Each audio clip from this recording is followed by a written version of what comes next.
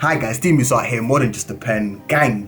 Now today's video, I want to talk to you guys about the 3 main things you need to know in order to become a better ballpoint pen artist. These 3 tips are something that I live by. I've always been preaching them since the very beginning. Whenever people ask me, like, what do I need to learn in order to become a better ballpoint pen artist? I always tell them there's 3 key ingredients, and I will be talking about them today, and hopefully you guys enjoy this video. Hopefully you guys learn something from this video as well. And yeah, if you're new to the channel, welcome. If you have any topics or anything that you guys would like for me to talk about when it comes to ballpoint pen art, please comment below, let me know, and I'll try and make a video on this topic. Whilst I'm talking to you guys about the 3 main tips, I will be playing a time-lapse video of a skull drawing that I did for Patreon, and yeah, I'm just gonna explain to you guys the 3 main topics, because this drawing is actually black and white, so it kind of relates and to the 3 things, if you know what I mean, you know what I'm saying. So anyways,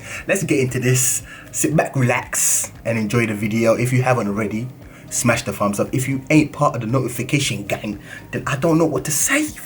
Join the notification squad. Join it. Cool. Let's get into this. Let's do this. So the first thing you are gonna need to learn when it comes to ballpoint pen drawing is cross-hatching. Now, some people are like, Musa, what's cross-hatching? Cross-hatching is a series of parallel lines overlapping. So when you have 2 lines crossing over one another, that's when it becomes cross-hatching. When your lines are just going in one direction, that's just hatching. And yeah, that's the difference between the 2. And obviously when you're watching this time lapse, you'll be seeing a lot of cross-hatching. Now, cross-hatching is the technique that I use, but I also use another technique called scribbling, which I use less of. The reason why I'm talking about cross-hatching and not scribbling is because there's different scenarios where I use scribbling. Like if the paper's really grainy and when I'm doing my lines, there's like gaps, there's these white gaps, that's where I'll use the scribbling technique to fill it in.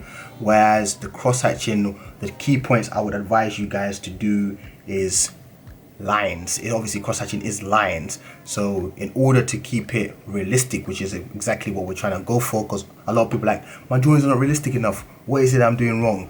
Is because you are doing something called zigzagging. That's something I like to call it. That's when you don't lift your pen after each line. You have to lift up your pen after each line in order to make it look clean. You don't leave like a solid black blob almost at the end of each point, which you don't want. So there's going to be a lot of this is the part that takes time, when you have to do each line individually, compared to when you're doing like a sketch. When you're doing like a sketch, you can get away with the whole zigzagging. No one really cares, you know, that's because you're sketching, you're just having fun. But when it comes to doing a realistic drawing, you need to lift up your pen after every single line in order to make it look professional. Something else is, of course, if you want it to be realistic, you need to keep the lines as close as you can to one another. I actually got this question the other day, is like, why is my drawings not looking realistic? Why do I have like white gaps between my lines? A simple answer to that is your lines are too far from one another. You need to get them closer. You need to get them, you know, closer. Okay, why am I sounding like Neo?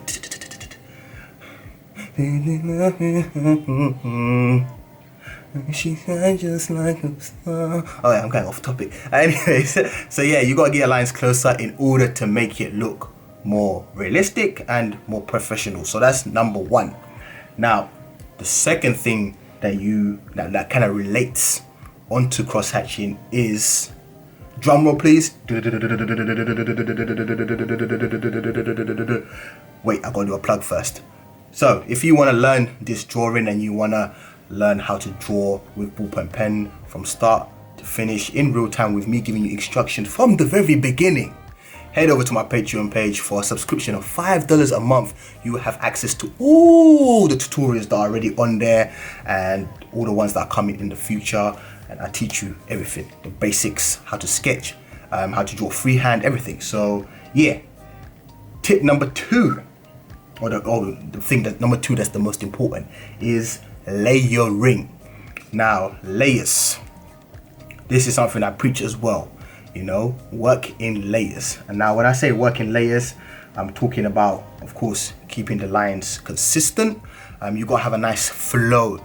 I see some people draw too slow. Oh, you see, that was a little rhyme there. You gotta have a little nice flow, because I see some people drawing too slow.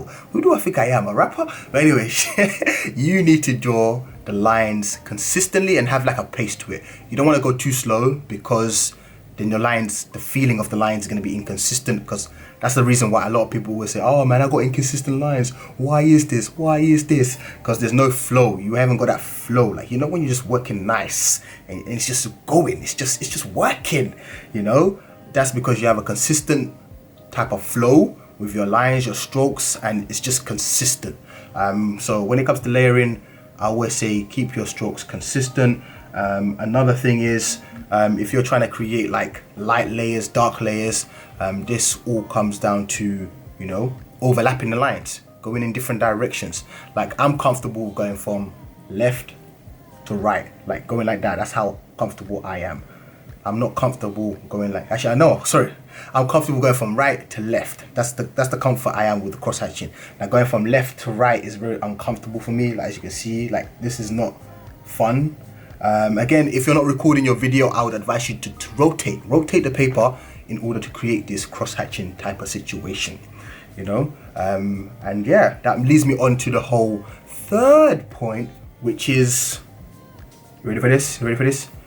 Pressure. Now, this is probably the most difficult one out of all three in order to create a realistic drawing. How much pressure do I apply? Like, do I need to press hard? Do I need to press light? All that stuff. This is the one that gets a lot of people, you know. The cross hatching, people understand that. Layering, they get it, you know, you need to add layers in order to create a darker tone. But it's the pressure part that gets a lot of people. Now, I'm going to give you a little quick tip on something I do when it comes to pressuring. The pressure. If I'm trying to go like like deep details and stuff like that, my hand will get closer to the nib of the pen. Wait, let me just get a pen right now and show you guys. So my hand will get closer to the nib. Now, if I'm trying to loosen up a bit and go lighter, I will release my hand higher up the pen. So I still have a consistent stroke, but it's more loose. It's not like, you know, I can't be as aggressive and put a darker tone on the paper because my hand is so high up and it's so loose. I can't put that much force into the paper. So that alone will help you tremendously when it comes to pressure. And yeah, what else do I want to talk about? When you're working with lighter layers and less pressure, there's less room for error. You know what I mean? Because if you press too dark and you're like, oh man, that should have been light, you're done. Like, there's nothing you can do. But if you're working lightly, you're like, you know what, that area needs to be a little bit more dark. I need to add a bit more dark tones in those areas. Just apply more layers, you know? And if you feel like, okay, it's still not dark enough, put a bit more pressure on it, you know? Put a bit more pressure on the pen.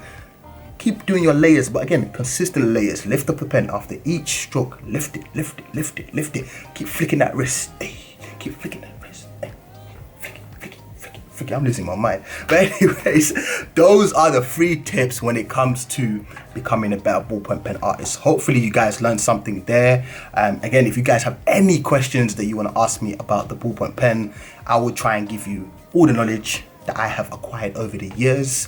You know, there's still tons of things I need to learn about the ballpoint pen myself. But yeah, I'm very familiar. I've been using this since I was 8, so almost 20 years of using the ballpoint pen, so I know a fair bit about it. But again, any questions, any video topics or stuff you guys want me to talk about, please, I'm actually begging you guys, comment below. Don't be shy. You know, I'm a nice guy, I'm a nice dude, and I'm here to help you guys, help the ballpoint pen family grow. I want it to be getting bigger because there's so many kids out there that can't afford these expensive art supplies, all these Copic markers and, you know, all these Posca pens and paints and stuff. You know, it's expensive.